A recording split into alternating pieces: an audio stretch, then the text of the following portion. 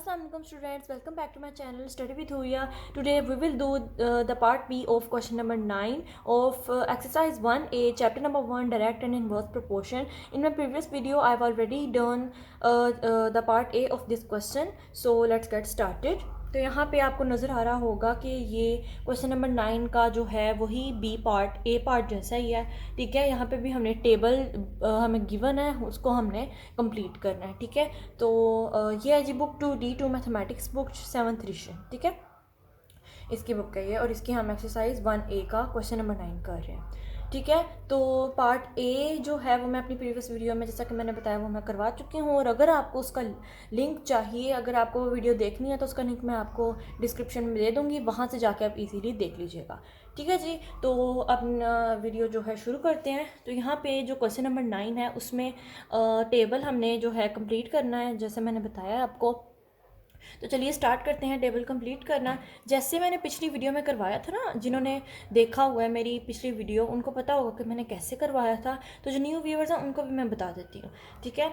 तो यहाँ पे फर्स्ट ऑफ ऑल तो क्या होगा कि आपको यहाँ पे नज़र आ रहा है कि x इज़ इक्वल टू, यहाँ पे वो कह रहे हैं for each of the following y is directly proportional to x, ठीक है। यानी हर कॉलम में, ईच कॉलम में, ईच सेक्शन में जो जो x है ना, वो डायरेक्टली प्रोपोर्शनल है y के, ठीक है जी। x डायरेक्टली प्रोपोर्शनल है y के, और हमने इसको यूज़ करके क्या करना है, जो है इन ब्लैंक्स को ना हमने फिल करना है, ठीक है। तो वो करते हैं। अब यहाँ पे आपको नज़र आ रही होगी कि फ़र्स्ट ऑफ ऑल हम क्या करते हैं। फ़र्स्ट ऑफ ऑल तो हम यहाँ पे लिख देते हैं since x is directly proportional to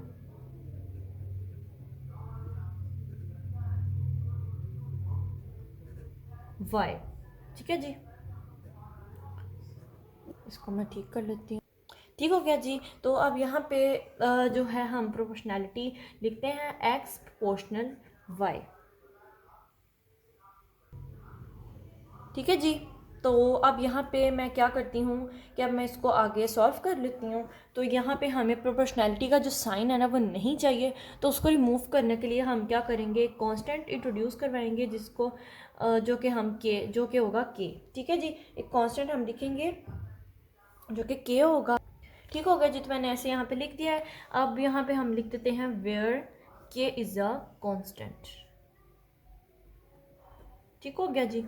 यहाँ पे मैं लिख देती हूँ where k is a constant, ताकि पता चल सके कि k को हमने एज अ कांस्टेंट लिया है। अब हम यहाँ पे अगर आप देखें तो फर्स्ट ऑफ ऑल तो हम k की वैल्यू फाइंड करते हैं ना, y और x की वैल्यू जो हमें क्वेश्चन में गिवन होती है उसको यूज़ करके। तो यहाँ पे भी हमें गिवन है, बस आपको यहाँ पे अपना थोड़ा दिमाग लगाना है और देखना है। देखें यहाँ पे x की वैल्यू भी हमें गिवन है और y की वैल्यू भी गिवन है। बाकी सारे ब्लॉक्स में एक सेक्शन भरा हुआ है और दूसरा खाली है, ठीक है जी। लेकिन ये दोनों भरे हुए हैं, ठीक है।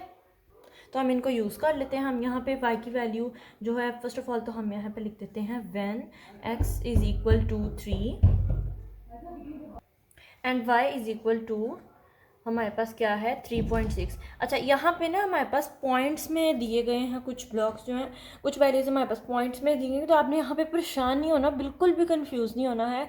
ये सिर्फ पॉइंट्स ही हैं, कुछ और इतनी बड़ा जो पहाड़ नहीं है जिसको आप लेके कंफ्यूज हो रहे हैं। यहाँ पे कुछ भी मुश्किल नहीं है बिल्कुल भी, बस पॉइंट्स की हमारे पास चेंजिंग हुई है, उसको भी मैं आपको बहुत ईजी तरीके से सॉल्व करना सिखाऊंगी, ठीक है।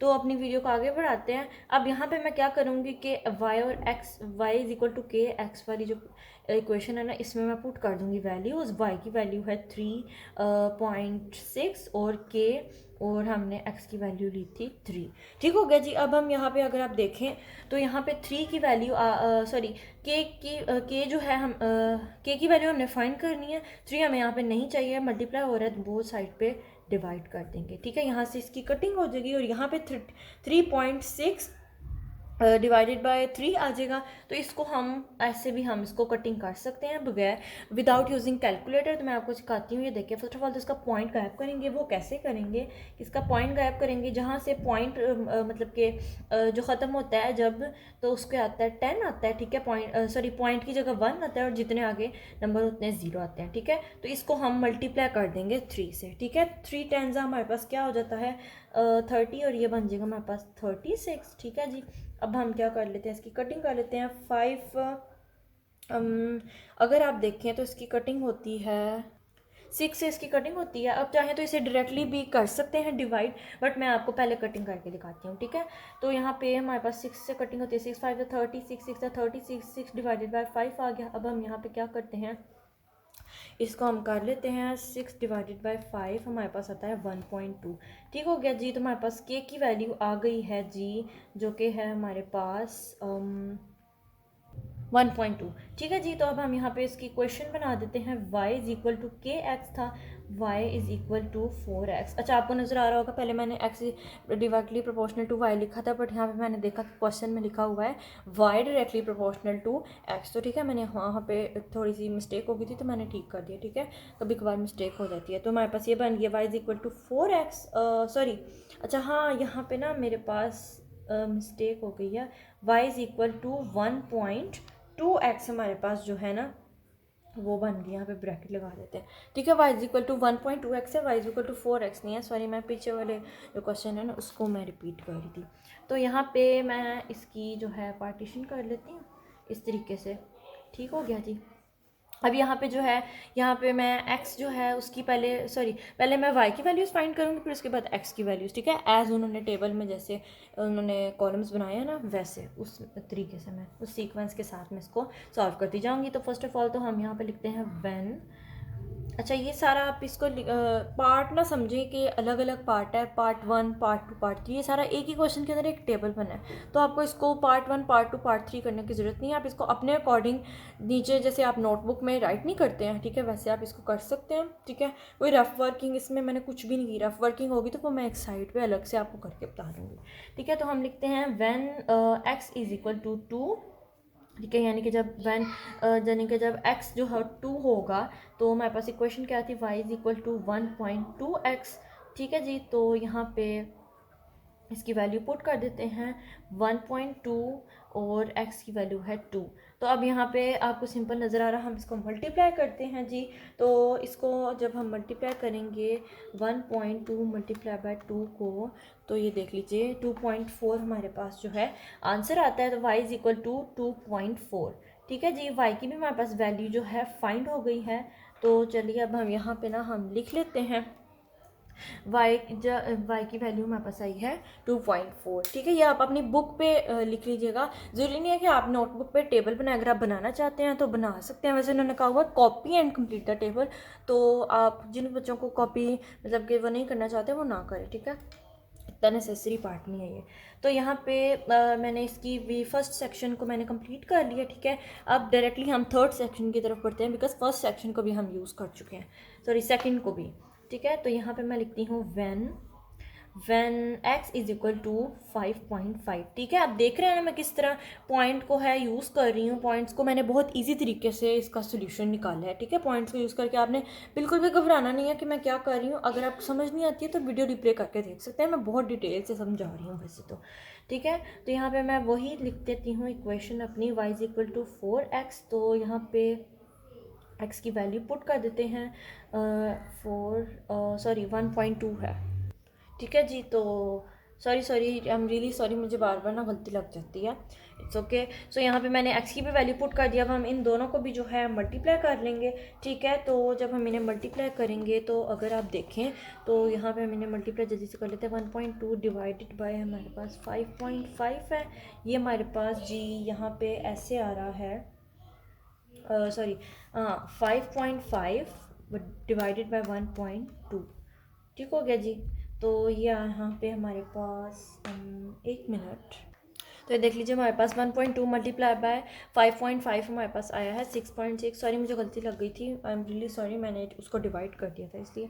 तो यहाँ पे y इज इक्वल टू हमारे पास इसका आंसर आता है 6.6। अगर आपको लग रहा है कि ये ठीक आंसर नहीं, तो आप बेशक आप बुक के पीछे से आप देख सकते हैं, आंसर बिल्कुल ठीक होगा। ठीक है जी, मैं रॉन्ग बिल्कुल भी नहीं करवा रही हूँ, बिल्कुल करेक्ट है। तो ये भी मैंने फाइंड कर लिया है। ठीक है, अब जल्दी से नेक्स्ट पार्ट की तरफ बढ़ते हैं। यहाँ पे मैं इसकी वैल्यू लिख लेती हूँ 6.6। अब हमारे पास y वाली वैल्यूज़ हैं, तो y वाली वैल्यूज़ को भी हम फाइंड कर लेते हैं। यहाँ पे मैं फिर से पार्टीशन इसकी कर देती हूँ। ठीक है जी, तो यहाँ पे मैं लिख देती हूँ when y is equal to 9.6। ठीक है जी, when y is equal to 9.6, y is equal to kx। ठीक है जी, तो y की वैल्यू हम पुट कर देते हैं, मैंने सॉरी k की वैल्यू हम पुट कर देते हैं फर्स्ट ऑफ ऑल। तो ठीक है जी, मैंने यहाँ पे इसके मतलब के 2 स्टेप्स मैंने इसको किया, आप 1 स्टेप में ही कर लीजिएगा। तो यहाँ पे आप देख सकते हैं हमें x की वैल्यू चाहिए 1.2, यहाँ पे मल्टीप्लाई हो रहा है बोथ साइड से, 1.2 को जो है हम वो क्या कर देंगे, हम डिवाइड कर देंगे। तो यहाँ पे हमारे पास 1.2 और 1.2 की कटिंग हो जाएगी। यहाँ पे आपने बिल्कुल भी कंफ्यूज नहीं होना है कि कटिंग होगी या नहीं होगी। डेफिनेटली देखें, अगर दोनों सेम है, डिवाइडेड बाय डिनोमिनेटर और न्यूमरेटर दोनों सेम हैं, तो डेफिनेटली ये कट हो सकते हैं। ठीक है, यहाँ पे हम वीडियो को आगे बढ़ाते हैं। यहाँ पे 9.6 और 1.2 को जब हम मल्टीप्लाई करेंगे, सॉरी डिवाइड करेंगे, तो यहाँ पे हमारे पास मुझे पहले से पता है, यहाँ पे हमारे पास आंसर आएगा 8, x इज़ इक्वल टू 8 हो गया हमारे पास। ठीक है जी, तो यहाँ पे मैंने टेबल में फिल कर दिया, मैं यहाँ पे लिख लिया 1y इज़ इक्वल टू 11.4। ठीक हो गया जी। तो यहाँ पे भी हम क्या करेंगे, y is equal to K x लिख लेते हैं जी, y is equal to K x. अब इसमें हम सारी वैल्यूज़ पुट कर देते हैं। तो यहाँ पे मैंने इसमें वैल्यूज़ पुट कर ली हैं। अब यहाँ पे हम 1.2 को फिर से बोथ साइड पे जो है वो डिवाइड कर देंगे। ठीक है, वही प्रोसेस होगा, बट यहाँ पे ये हमारे पास डिफरेंट हैं वैल्यूज़ जो डिवाइड होंगी। 11.4 को जब हम 1.2 से डिवाइड करेंगे तो वो हमारे पास आ जाएगा x इज़ इक्वल टू 9.5। ठीक है जी, तो ये हमारे पास है इसका आंसर। ठीक हो गया, ये मैंने इसका लास्ट जो इसका सेक्शन था उसका भी मैंने आंसर निकाल दिया। अब यहाँ पे मैं इसको जल्दी से लिख लेती हूँ 9.5। ठीक है जी, तो ये मैंने आपको आज का जो है क्वेश्चन का जो बी पार्ट भी है वो कंप्लीट करवा दिया है, और इसी के साथ जो हमारा क्वेश्चन नंबर 9 है एक्सरसाइज 1A का, वो भी कंप्लीट हो चुका है। ठीक है, तो यहाँ पे आपने बिल्कुल भी, मैं फिर से कह रही हूँ, आपने कंफ्यूज बिल्कुल भी नहीं होना है। बहुत इजी से क्वेश्चन है, अगर आप इसी तरह कंफ्यूज हो जाएंगे तो आप एग्जाम में भी बिल्कुल आप कंफ्यूज हो सकते हैं। ठीक है, खुद पे कॉन्फिडेंस रखें, आप कर सकते हैं। तो इसी के साथ मेरी वीडियो ख़त्म हो चुकी है, जिसमें मैंने आपको आज की वीडियो में करवाया क्वेश्चन नंबर 9 का बी पार्ट। ठीक है, तो ये थी एक्सरसाइज 1A। इसकी नेक्स्ट वीडियो में मैं आपको इंशाल्लाह करवा दूँगी क्वेश्चन नंबर 10। और अगर आपको किसी और वीडियो का कोई क्वेश्चन चाहिए, किसी और एक्सरसाइज की वीडियो चाहिए, किसी और टॉपिक की किसी क्वेश्चन पर वीडियो चाहिए, या कुछ समझ नहीं आ रहा है, तो आप मुझे कमेंट बॉक्स में इजीली कमेंट कर सकते हैं, मैं आपको रिप्लाई कर दूंगी। ठीक है, तो मिलते हैं नेक्स्ट वीडियो में। अल्लाह हाफिज़, टेक केयर।